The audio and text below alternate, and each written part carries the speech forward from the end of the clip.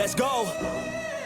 Time to grind, get inside your mind. Yeah, we working overtime. That's the only way to climb. We gon' make it in our prime. Signing on the dotted line, cashing checks left and right. That's the way I'm living life. I feel alive when I got a goal in sight. Chip away, I gotta fight. Ain't nobody else in sight. Man, I think I see the light. Yeah, that shit is. What is going on, everyone? And in this video, I'll be giving you my UFC London main card predictions for the upcoming event taking place this Saturday, July 22nd, 2023 at the O2 Arena out of London, England. In the main event, you got Tom Aspinall taking on Marcin Tybura in a heavyweight bout.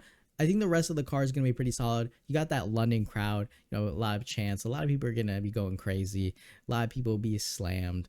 And yeah, I think this will be a pretty entertaining card just because of the crowd getting out of the Apex. It's nice to get out of the Apex sometimes and enjoy that. And then obviously next week we got UFC 291. That's going to be an absolute banger. Looking to keep the roll going. We'll see if it happens. But I'm going to be honest, I'm going to take some dogs on this one. And it might not pay off, but it might. So we'll see. So anyways, let's jump right into the first fight. In the first fight on the main card, we have Lerone Murphy coming in 12-0-1, taking on Josh Culibao 11-1-1 in a featherweight bout. And right off the bat, I'm going to say this is going to be a pretty close fight. I think a lot of people are going to get hyped up on the England people, obviously, but you know, I wouldn't count out their opponents in these fights just because at the end of the day, it's a fight. You never know. We've seen plenty of times people go to Brazil and you know they're chanting you're going to die, and the next thing you know, it's the Brazilians that are going to die. So for Josh Culibao, I think he might be the quicker fighter. He might have the faster hand speed. He might have the faster kicks. He's going to have to defend takedowns here, or at least work his defensive grappling if Murphy starts shooting him for those takedowns. And I can see Culibao getting taken down, but then he's going to threaten with his grappling. And both guys have solid grappling, so I don't know if it's going to go to the ground right away. It might go to the ground if he gets a little bit crazy on the feet. And obviously, we saw Culibao in his last fight. He was able to get that submission via rear naked choke, and he jumped right on that. So it's definitely got to be careful. I don't really see Murphy immediately going in for a takedown or anything like that. I think he's gonna try to press for it, put together those good combinations, try to land his good straight right hand, and stay aggressive, stay on Culibao. Whereas Culibao, you know, he might need a little bit of space. He's gonna try to snipe him. He's going to try to kick him from a little bit of a distance, you know, dart in with his fast hands, light him up, get out. I don't see Culibao like getting in close with Murphy and just kind of throwing down with him. And I don't think that would be a good idea either. For Josh Culibao in his first fight inside the UFC, he took on Jalen Turner of all people. He got TKO'd in round number 2. So yeah, he's going to have to be a little bit careful here. He doesn't want to brawl in close against Murphy. It's just not going to be a good idea. And then for Murphy, you know, he's going to want to do the opposite. Like I said, he's want to get in close, just keep weighing on him, maybe mix in some takedowns, see what he can do there. I think both guys are going to have pretty solid cardio unless it gets into like an intense, you know, up against the fence, consistently grappling exchange. But yeah, I think both guys are going to be able to survive that. And the other thing here too is that Culibao does absorb a little bit more per minute, strikes absorb per minute. So that's a little bit concerning. But then again, you know, it's at the end of the day, it's just a little bit of a statistic. And he technically, I guess he has better defense, 59% defense in comparison to Murphy's 55. So yeah, what does it really mean at the end of the day? And then I think both guys could possibly threaten with submissions if it gets to the floor. But I've seen Murphy fight a little bit, and yes, he can land those heavy shots. And yes, we've seen Culibao lose to Jalen Turner. But the one thing that gets me here is I just feel like there's going to be moments where Murphy strings together some of those combinations, and then he kind of leaves himself a little bit open. And if Culibao can catch on, you know, he can get that timing down, he might be able to land a nasty kick, or he might be able to snipe him with one shot and hurt him badly. And again, Murphy's tough, so I could see him coming back. He could also string together his own combinations on Culibao and just absolutely crush him. But I think it's going to be like one of those close back and forth fights where it really depends on who's makes, you know, is Murphy landing 5 takedowns and Culibao isn't doing anything on the feet, or is it like Murphy works in the grappling, the wrestling, and then Culibao still edges out the decision just because he's been landing a little bit more on the feet. So it could be a very close fight in that manner, and the significant strikes landed could be very close. So I would expect a decision here. I think both guys are tough. I think it's a pretty solid fight too to start off the main card. So for me, I'm going to go with Josh Culibao to defeat Lerone Murphy. I'm going to take him to win by decision. In the second fight on the main card, we have Jai Herbert 12-4-1 taking on Fares Ziam 13-4 in a lightweight bout. And for me, I feel like this comes down to whether or not Herbert is going to kind of press the action and get that finish early, or if he kind of lets it go a little bit more, and then that's when like he runs the risk of getting taken down by Ziam. And I understand that Ziam is not the best wrestler. We saw in his last fight against Figlak, he got 3 takedowns, put up some pretty good significant strikes against him, 60 to Figlak's 28. And he got that unanimous decision victory against Terrence McKinney. Obviously he got taken down and then submitted, or grappled and then submitted. But I don't think he has to worry about that against someone like Jai Herbert. Yeah, Herbert's not going to be shooting in takedowns every 5 seconds. He's just not going to be doing that. He's pretty dangerous on the feet. Jai Herbert, low significant strikes, and that's really, I think, what hurts him. I think if he just put together more aggression, put together more of the combinations, stayed in his opponent's face, he might be able to land something. And we've seen him land some crazy stuff. We saw against Ilia Topuria, he was able to land that head kick, and he got finished, unfortunately, for him. In his last fight, he pulled off that, he got a draw, which, again, isn't the greatest thing to go home to. So for me, it's more of just what Herbert we see. Like, does he do a little bit more? Does he try to be aggressive? Because I feel like he's dangerous. You know, he can obviously land some nasty kicks. You know, he's got fast striking. But it just unfortunately isn't going his way, I think, in a lot of these fights. And then Fares Ziam, I don't think he's like the greatest fighter in the world, but if he doesn't have to worry about Herbert taking him down consistently, or even taking him down at all, Ziam might be able to close the distance, you know, land those elbows in close, be aggressive, right? I think if Ziam's aggressive, doesn't let Herbert start to get his kicking game going, stays on him, lands elbows, you know, tries to get that takedown. If he gets a takedown, do damage on the floor, I think he can really start to weigh on Herbert. And then in that second round, you know, we might start to see Ziam take over, because I think early on Herbert's dangerous, but throughout the fight, that's when I think the longer the fight goes, Ziam can start to take over and put together some good stuff. So for me, I'm actually going to go with Fares Ziam to defeat Jai Herbert. I'm just going to win by round 2, KO TKO. In the third fight on the main card, we have Paul Craig 16-6-1 taking on André Muniz 23-5 in a middleweight bout. And so what's interesting for this one is both guys obviously really good grapplers.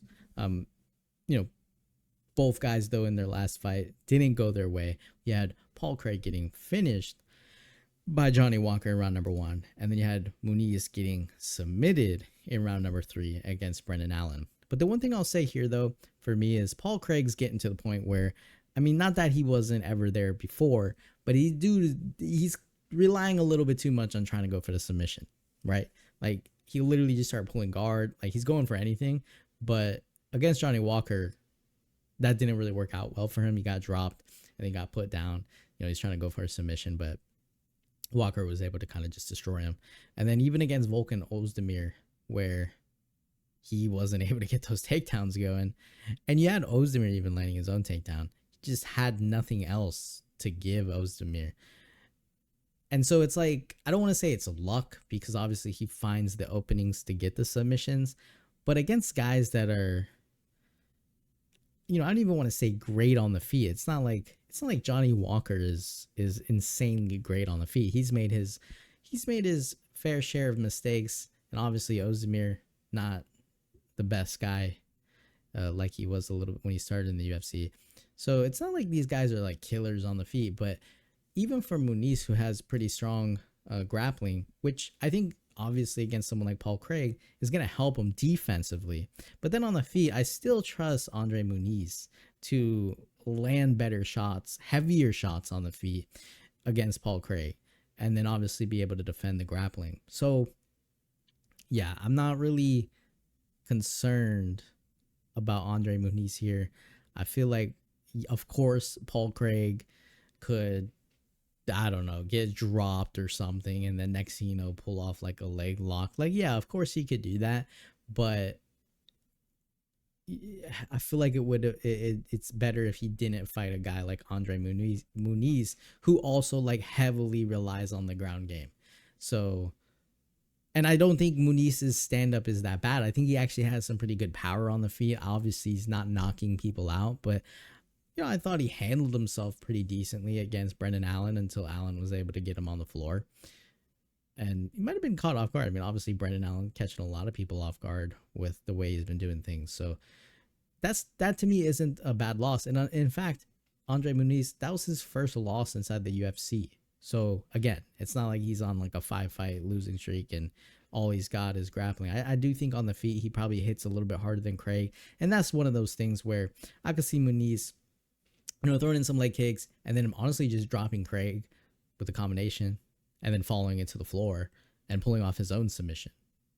But just sometimes with the way, I mean, especially when you see Craig in his last fights, if he turtles like that, Muniz might just be able to hit him a couple times and he'll be able to get the victory. So yeah, of course, Paul Craig come in here, pull off some miraculous submission victory after he's rocked or something, because he just dives in for the ankle, snaps up his arm. But I'm going to trust Muniz to land the harder shots on the feet and then just defensively be able to handle himself with the grappling. So I'm going to go Andre Muniz to defeat Paul Craig. Also, I'm going to win by round 1, KO TKO. In the fourth fight on the main card, we have Nathaniel Wood, 19-5, taking on André Fili, 22-9 in 1-0 contest. So things haven't been going great for André Fili as of late, obviously. And then obviously for Nathaniel Wood, things have been going fairly good for him. In his last fight, he defeated Charles Jourdain, take him down 5 times, stayed in his face. And he was able to land some pretty good shots on the feet, pretty good power. I think he has really good power too, Nathaniel Wood, not just his grappling, and then obviously taking him down. Against Charles Rosa, he won that fight as well. Put up the significant strikes on him. 97 significant strikes landed in both of his last 2 fights. Against Casey Kenny, he outvolumed Casey Kenny, but Kenny won on probably because he got those 2 takedowns. Or about a unanimous decision. Against John Castaneda, he won via unanimous decision. Lost to John Dodson, KO TKO. And then his first 3 fights inside the UFC were all by submission. So Nathaniel Wood, he's not one of these guys who's just going to lay and pray. Like, he'll definitely work to do something. He has some pretty good submission skills as well. So I would say he's all around. And then obviously we've seen him on the feet too. Nathaniel Wood all around is a pretty solid fighter. Very consistent with the takedowns. He's probably going to go for a takedown in this fight. And the other thing too is Nathaniel Wood, if he's able to get that takedown, the control that he's going to be able to have is going to be interesting to see. And the heavy right hand. My only concern with Nathaniel Wood is against better strikers. And not that like André Fili is like a great, oh my God, he's the greatest striker of all time. Not that he's a great striker, but I feel like he's a little bit underrated.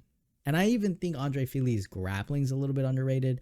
I know he's been able to beat, he got taken out by Bryce Mitchell 7 times. But I do think we saw against Bill Algeo, he was able to get 1 takedown in that fight, went for 2 submission attempts. He got outstruck in that fight, but he still won a split decision. I think André Fili is a little bit underrated, just all around. And I understand why, obviously, because he hasn't been able to hit that next level. When he kind of fights top level guys, he gets defeated. The one thing I will say though, against like Bryce Mitchell, unanimous decision loss. Sadiq Youssef, unanimous decision loss. Split decision loss to Michael Johnson. Calvin Kattar, unanimous decision loss. So he's also not getting like absolutely crushed in each fight, like where he's getting finished. He's been in the UFC since 2013. And that's something else. He's the veteran inside the UFC. He's fought all these guys. His last fight was a pretty good win for him. I think his defense is a little sketchy, and that's one thing that concerns me in this fight. I could see Wood kind of just beating him up for 3 rounds. So if you're confident in Nathaniel Wood, I can definitely see why. But at the same time, Andre Fili can definitely crack. He can definitely wrestle. I think probably in this situation he's gonna have to defensively wrestle, but he can definitely land some pretty good shots. He can also be hit. But he's won decisions.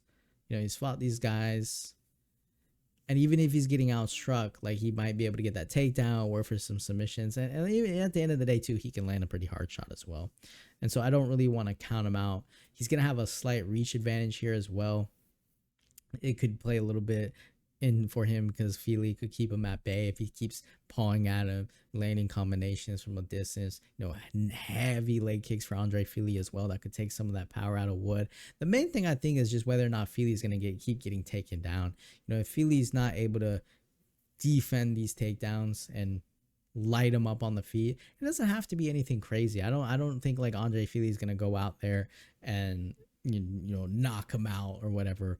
But I feel like Fili, if he could defend these takedowns and just be a little active on the feet, you know, throwing something out there, slamming those body kicks, kind of just trying to take out the energy of Wood. Like, I could definitely see him pulling off a split decision. I think this is another one of those close fights that I'm like, you know, I don't look at this fight and say like, oh, Andre Fili is gonna get absolutely killed. It may I say that and then he gets killed or whatever, but I don't know. Andre Fili, it's like you look at him, you're like, nah, he's got nothing.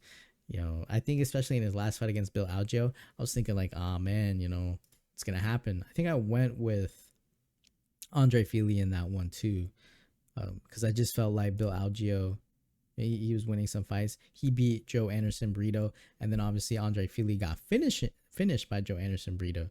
Right, so it was like, you know, Andre Fili might be on his way out, and then he ends up taking on Bill Algeo and putting on a pretty competitive fight. So I think it was a really good fight for him. I don't want to count Andre Fili out. I think he has that veteran experience. He has a little bit of a good size advantage as well, the reach advantage, and you know, I don't want to count Andre Fili out yet. If he gets killed, you know, I'm not gonna cry about it. Whatever. Nathaniel Wood at the end of the day is a good fighter. So for me, I'm going to go for it again, man. I'm going to go Andre Fili to defeat Nathaniel Wood. I'm taking a win by decision. In the co-main event of the evening, we have Molly McCann, 13-5, taking on Yulia Stoliarenko, 10-8-2. Now, I think this one's pretty straightforward. For this to be the co-main event, I'm really not so sure about it. I obviously understand why they're doing it, but this is like one of those fights that it's like on the prelims and they just give someone so they can absolutely run through them. That's really what it is. For McCann, she's coming to this fight. I think it's like a showcase fight, obviously, for her. Really aggressive, got absolutely dominated in her last fight against Blanchfield, but Stoliarenko is not Blanchfield, right? It's not the same thing. It's just not going to be the same thing. McCann, I think, is very strong. I think on the feet, she's very aggressive, very strong with the takedowns as well. It's not like she's going to be diving in for takedowns, but I think she could probably take down Stoliarenko. Now, obviously, she might not want to do that right off the bat just because Stoliarenko is probably going to be looking to get the takedown. But if you even look at Stoliarenko's last fight, in the fight against Chandler, I mean, she was getting wobbled on the feet before she got that submission. So I think someone like McCann can go in there, start dropping bombs on her, make this an aggressive fight, even if it's like brawly, and start just teeing off on Stoliarenko. Now, obviously, if Stoliarenko is able to get a submission somehow, maybe she gets rocked and McCann gets a little bit too crazy, jumps in there, and then next you know, she's getting submitted. I guess that could happen, but I would bet a little bit more that just McCann basically goes at her, super aggressive, in close, starts landing bombs, and you see Stoliarenko just flapping everywhere, and then she just kind of gets taken out, and then McCann just jumps on her, and if she doesn't knock her out of the feet, I think she's gonna be able to just TKO her on the floor. And I don't really want to think too much more about it because, yeah, I mean, to me it just seems pretty straightforward. I just don't like Stoliarenko's stand up. She's obviously gonna want to get the fight to the ground and then try to work for a submission. But I mean, if you look at how McCann is going, the amount of hype behind McCann in this fight, and just going in there, and she feeds off that energy, and she's going to want to get the win. I don't think she's ever going to be like top tier competition, obviously, because we saw her lose against top tier competition. But at the same time, I think she can probably run through Stoliarenko. So with that, I'm going to go with Molly McCann to defeat Yulia Stoliarenko. I'll take her to win by round 1, KO TKO. In the main event of the evening, we have Tom Aspinall taking on Marcin Tybura in a heavyweight bout. 12-3 for Aspinall, and then 24-7 for Tybura. And so, again, I think this is kind of like the co-main event. I don't think Marcin Tybura is absolutely trash, but I do feel like Aspinall, if he's healthy, if he looks clean, you know, if his knees don't give out on him, I think he kind of runs through Tybura. I think he starts fast. I think he pieces him up on the feet. I wouldn't be surprised, honestly, if he drops him, he tries to look for a submission. I don't think Aspinall's going to be diving in for a takedown because against someone like Tybura, you know, that might not be the best thing to do. Just because, like, Tybura might want to drag this fight a little bit late, see if he can start grappling with him, taking him down and all that. Because we haven't seen Tom Aspinall get out of that first, second, third, fourth, fifth round. So we don't really know if he does exert a lot of his energy, you know, is he going to start gassing out horribly or whatever.